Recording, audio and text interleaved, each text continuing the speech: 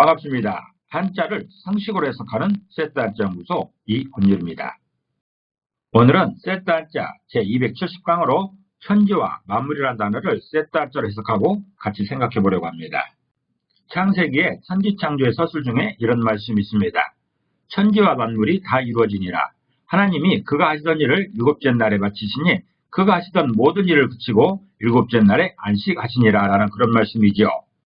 6일 동안의 천지창조의 역사가 마무리되는 그런 순간입니다. 사람이 살아갈 수 있는 모든 조건인 천지창조가 완성된 그런 순간이지요. 그렇다면 모든 조건에 해당하는 천지와 만물이 무엇인지를 셋다한자로 해석해 보겠습니다. 천지입니다. 천지는 하늘 천자에 땅 지자로 구성되어 하늘과 땅을 의미하고 있습니다. 천지라는 단어 중에 하늘 천자를 먼저 보겠습니다. 하늘 천자는 하늘이나 제왕을 의미합니다. 하늘 천자를 이미지로 표현해보면 한일자에 해당되는 하늘의 이미지가 있습니다. 글자 상부에 한일자가 있으면 하늘을 의미하는 것이지요. 그리고 큰 대자에 해당되는 크게 팔 벌리고 있는 사람의 이미지가 있습니다.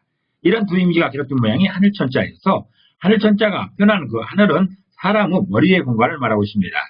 이번 장을 공부하는 데 있어서 우선 고려할 점은 천지창조의 서술은 하나님께서 사람에게 알려주는 사람 창조 이전의 역사입니다.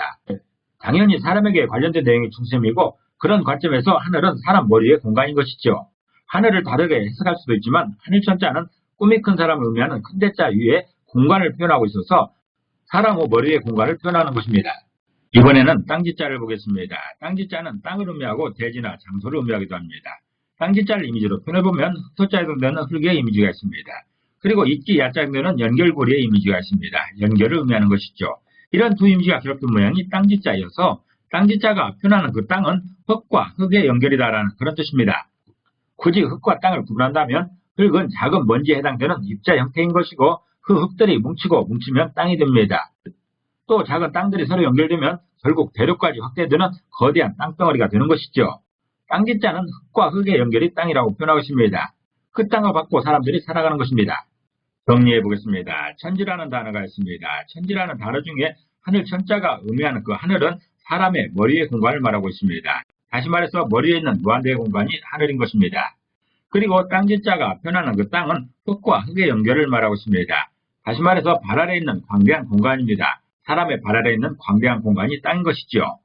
그래서 천지라는 말은 사람의 머리 위와 발 아래의 공간을 결합한 글자로서 사람이 살아가며 보고 이동하는 모든 공간을 말하고 있습니다. 물론 현대에는 과학이 발전하여 우주의 무한정한 공간까지 관찰하고 때로는 가보기도 하지만 하늘 천자가 설명하는 그 하늘은 사람이 육안으로 보고 상상하는 그런 공간으로서 이해하는 것이 맞을 듯합니다. 이번에는 만물이라는 단어 중에서 일만만자를 보겠습니다.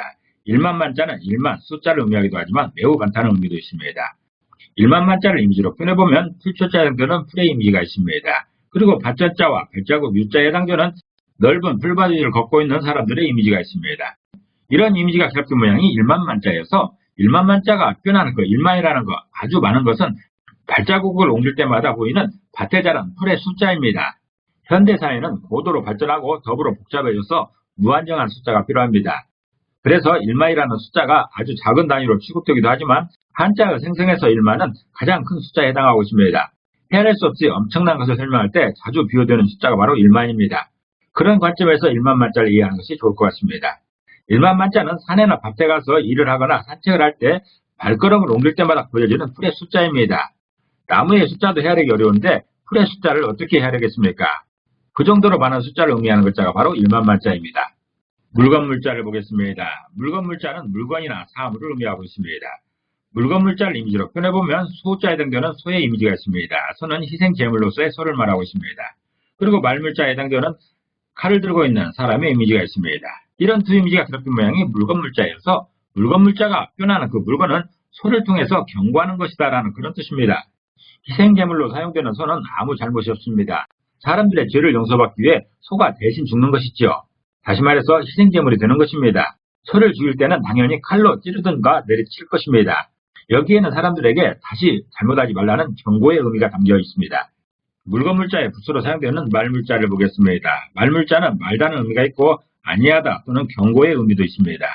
말물자는 칼도자와 두의자로 구성되어 있습니다. 그래서 말물자를 이미지로 표현해보면 용감한 무사가 칼을 들고 있는데 이 칼을 두 번 휘둘린다는 그런 뜻입니다. 경고는 칼을 휘두르는 모습인데 2번 이상 여러 번 칼을 휘두르면서 상대를 경고하는 것이지요. 그렇게 하지 말라는 것입니다. 칼을 휘두르는 것은 경고입니다. 조심하라는 것이죠. 그것을 의미하는 글자가 바로 말물자입니다. 과거 신분주의 사회에서 가장 중요한 것은 바로 희생제물이 되는 소입니다. 그래서 물건을 의미하는 물건물자는 희생제물로 바쳐지는 소를 표현하고 있습니다. 모든 물건의 대표가 희생제물로 사용되는 소라는 의미인 것이지요. 물건물자는 소를 통해 경고하는 그 희생제물이 물건이라고 표현하고 있습니다. 정리하겠습니다. 만물이라는 단어가 있었습니다.